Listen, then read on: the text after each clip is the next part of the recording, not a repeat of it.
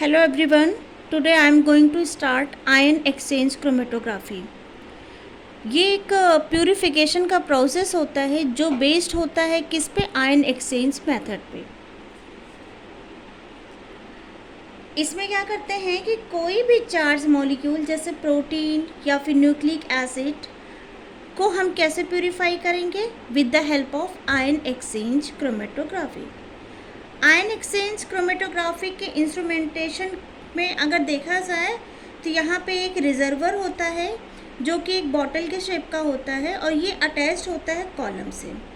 Column एक tube like structure होता है जो कि एक दूसरी डिवाइस से अटैच होता है जिसे हम डिटेक्टर कहते हैं, और डिटेक्टर अटैच्ड होता है कंप्यूटर से। ओके, जो रिजर्वर होता है इसमें हम मोबाइल फेज फिल करते हैं और इस मोबाइल फेज में हम बफर सोल्यूशन का यूज़ करते हैं।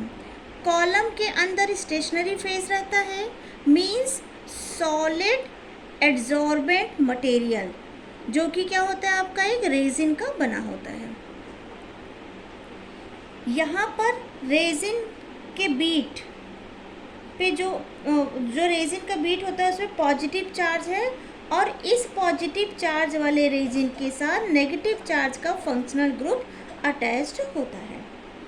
ओके, अगर रेजिन हमने नेगेटिव चार्ज वाला लिया तो इस पे जो फंक्शनल ग्रुप अटैच्ड होगा वो पॉजिटिव चार्ज वाला फंक्शनल ग्रुप अटैच्ड होगा। ठीक है, रेजिन अगर नेगेटिव चार्ज कैरी करता है तो वो केटायन को एक्सचेंज करेगा, मतलब केटायन एक्सचेंजर होगा। और अगर रेजिन आपका नेगेटिव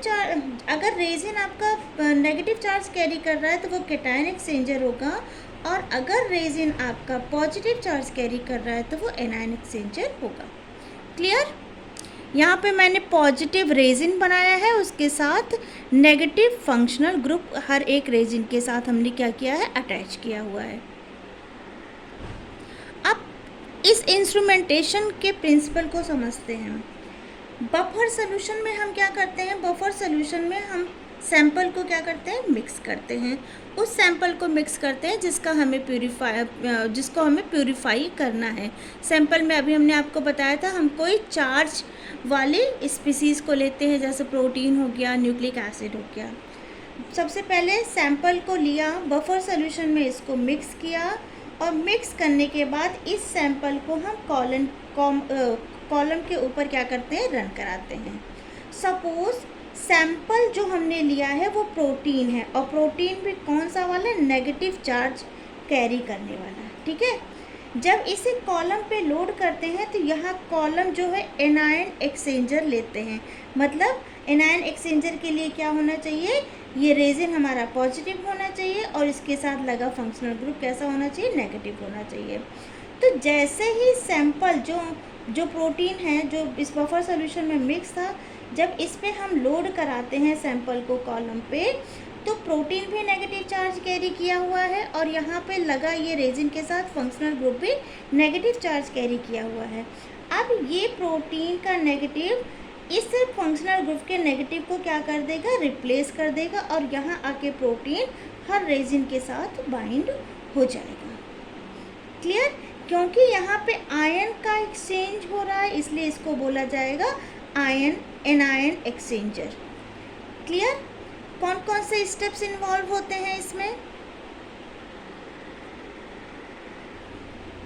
पहला स्टेप होता है इक्विलिब्रेशन, दूसरा होता है लोडिंग, सैंपल का लोडिंग करना। इक्विलिब्रेशन आपका किस में होगा, बफर सोल्यूशन में। फिर सैंपल को लोड करते हैं, लोड करने के बाद अभी मैंने आपको बताया यहाँ पे हमने ये जो कॉलम पे जब सैंपल को हम लोड कर रहे थे तो सैंपल में बफर सोल्यूशन में नेगेटिव प्रोटीन था, ऐसा प्रोटीन हमने लिया था जो नेगेटिव चार्ज कैरी कर रहा था और यहाँ रेजिन के साथ भी नेगेटिव लगा था।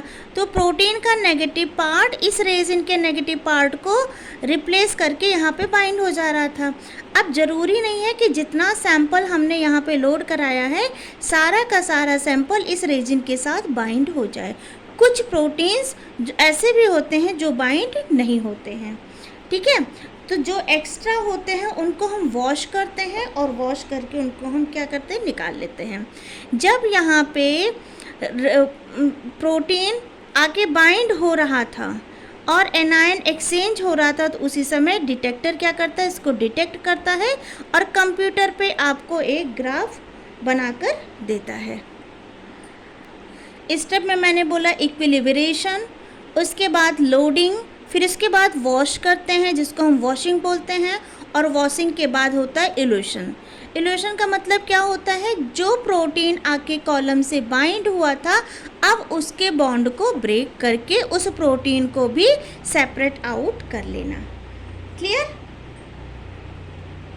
तो मतलब हमने क्या किया था, बफर सोल्यूशन लिया, कॉलम में रन कराया, जब रन कराया तो डिटेक्टर ने उसको डिटेक्ट किया, और जब कॉलम पे रन हो रहा था तो हमें एक स्ट्रेट लाइन मिल रही थी। जो डिटेक्टर था, डिटेक्टर कंप्यूटर पे क्या कर रहा था, ग्राफ बना रहा था ना, तो हमें एक स्ट्रेट लाइन मिल रही थी, या इसी को हम बोलते हैं बेस लाइन। ठीक है, कंप्यूटर पे ये जो स्ट्रेट लाइन होती है ये हमें बताती है कि कॉलम जो है हमारा वो प्रॉपरली पैक्ड है। अब हम जब सैंपल को लोड करते हैं तो सिस्टम का जो बफर सोल्यूशन है वो उसका जो फ्लो रेट होता है उसको बहुत कम रखा जाता है।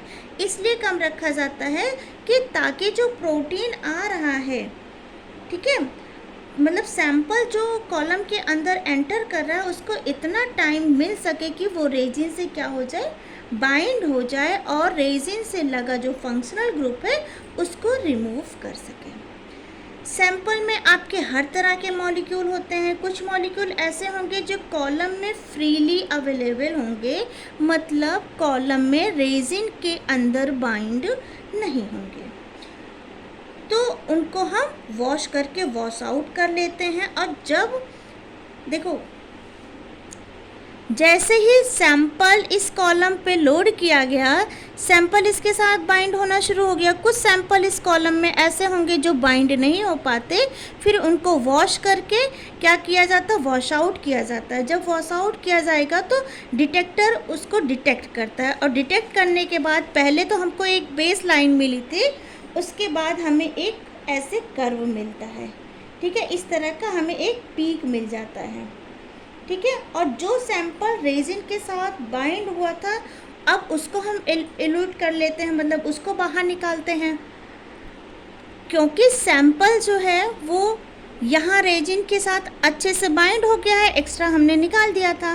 अब इसको ब्रेक करने के लिए एक बफर इल्यूशन बफर यूज़ किया जाता है, ठीक है।